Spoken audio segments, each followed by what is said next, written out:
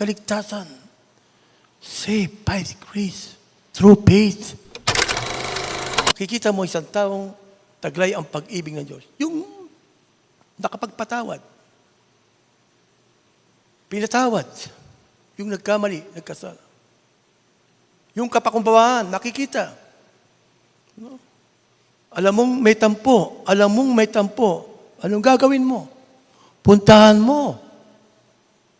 Puntahan mo. Ibig sabihin, hindi ka nakapokus sa sarili, kundi sa Diyos. Nagbibigyan ka ng power, lakas, ng loob. Bibigyan ka. Para yung taong yung kausapin, sabihin na at magpaumanin. Ang sino mang pinapanahanan ng anak ng Diyos ay mayroong buhay na walang hanggan, ngunit ang di pinapanahanan ng Diyos ay hindi makakaranas ng buhay na walang hanggan. Okay? So kanina po na binanggit po na kanina, ayan po, ay yung quotation mula sa Kristiyanong manulat. Ang buhay ay maikli, ngunit ang pag-ibig ni Kristo ay walang hanggan. Gamitin natin ang ating maikling buhay upang ipakita ang kanyang walang hanggang pag-ibig sa iba. Yes, napakaikli ng buhay ngayon. Maraming namatay, maraming nagkakasakit, marami. Konting problema, konting pagsubok, bumibigay. Pero, ang walang hanggang o pag-ibig ng Diyos, yan, walang sukat, walang limitasyon. Maikli ang buhay. Habang nabubuhay ka sa mundong ito, kapatid, gugulin mo yung para sa Diyos.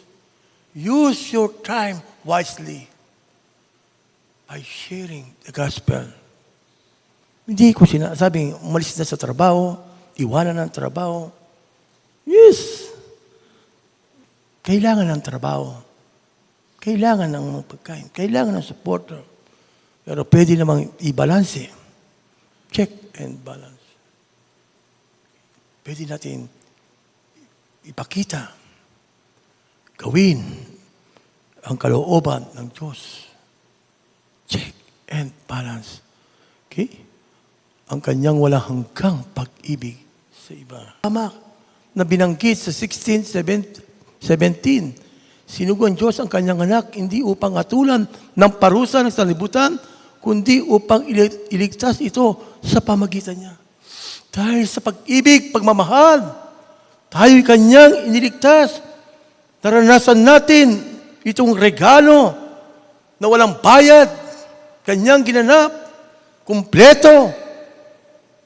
Tinapos niya ang kamatayan. Napagtagumpayan ang kamatayan. Kaligtasan. Saved by grace. Through faith.